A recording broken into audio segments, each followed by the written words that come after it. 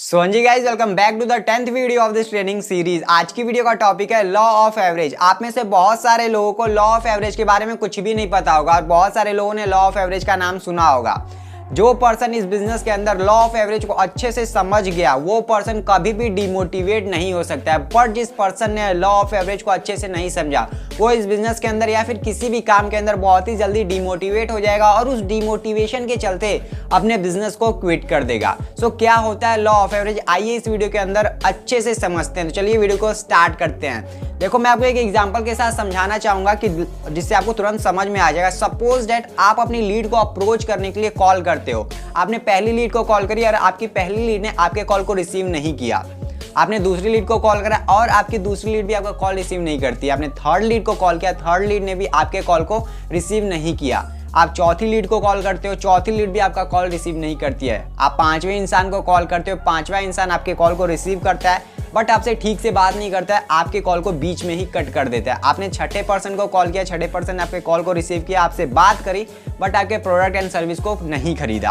आपने सातवें पर्सन को कॉल किया, सातवें पर्सन ने आपके कॉल को रिसीव किया, आपसे बात करी और बोला कि मैं आपको कॉल बैक करता हूं बट उनका कॉल नहीं आया। आपने आठवें पर्सन को कॉल किया, आठवें पर्सन ने आपसे बात करी और बोला कि यार हाँ पेमेंट करने के लिए बोला बट आखिरी में कुछ बहाना बना देता है। ठीक है, आपने नौवें लीड को अपने कॉल करी, नौवा लीड आपसे कॉल पे रिसीव करता है, अच्छे से बात करता है, बहुत ज़्यादा इंटरेस्ट दिखाता है और मतलब ज्वाइन करने के लिए भी, परचेज करने के लिए भी रेडी हो जाता है बट कुछ टेक्निकल एरर्स के कारण पेमेंट नहीं हो पाता है।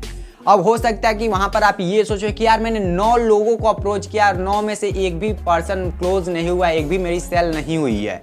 आपको बहुत ज़्यादा डिमोटिवेशन भी हो सकता है बट वहाँ पर जब आप 10वें पर्सन को अप्रोच करने के लिए कॉल करते हैं तो वो आप 10वीं लीड आपके प्रोडक्ट एंड सर्विस में से किसी भी चीज़ को खरीद लेती है। सपोज दैट आपने अपने सबसे बेस्ट कोर्स को सेल किया और आपको 9,000 रुपये की कमीशन मिली है। वहाँ पे आपके दिमाग में ये आ सकता है कि यार 10 लोगों को कॉल करने के बाद मेरी एक सेल क्लोज हुई, एक सेल क्लोज हुई, एक क्लोजिंग हुई, 9,000 का प्रॉफिट हुआ। तो क्या बाकी की 9 लीड खराब है, मतलब 9 लीड बाकी की खराब है, मेरी इतनी मेहनत बेकार गई? तो मैं आपको बता दूं बिल्कुल नहीं मेरे दोस्त।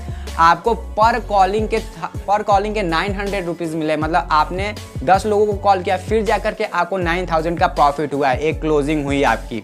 तो आप डिवाइड करो 9,000 डिवाइडेड बाई 10, कितना निकलेगा? 900 रुपीज़। मतलब आपको पर कॉलिंग की, पर लीड से बात करने के 900 रुपये मिले हैं और एक कॉलिंग के अगर आपको 900 रुपये मिल रहे हैं तो कौन सी बुराई है इसमें, कौन सी खराब बात है? अगर मुझसे कोई बोले आपको 10 लोगों से बात करनी है, आपको 9,000 रुपये मिलेंगे तो मैं तो 10 लोगों से बात करूंगा, लाओ दो ये 9,000 रुपये।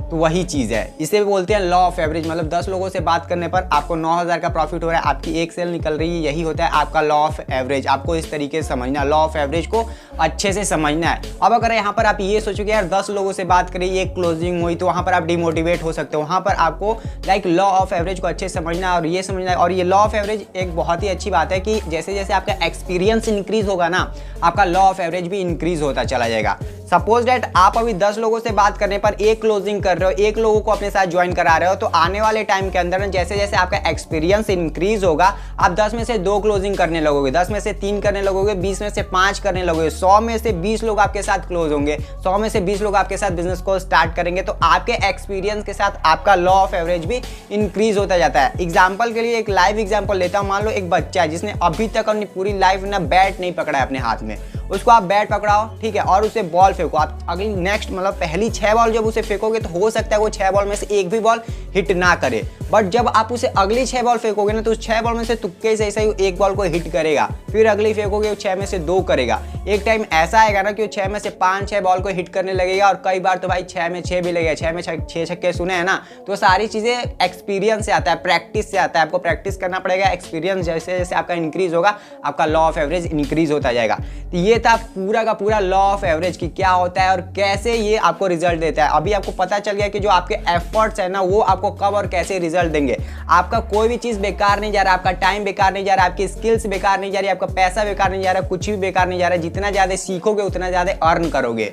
ओके, तो ये सब कुछ लॉ ऑफ एवरेज के बारे में था। आई होप कि आपको लॉ ऑफ एवरेज बहुत ही अच्छे से समझ में आ गया होगा। अगर नहीं समझ में आया इस वीडियो को एक बार और रिपीट करके देख लो, अदरवाइज इस वीडियो के ऊपर एक detail video law of average के ऊपर आने वाली है, तो कनेक्टेड रहना। मैं मिलता हूँ अगले ट्रेनिंग वीडियो के अंदर, तब तक के लिए take care, thank you so much.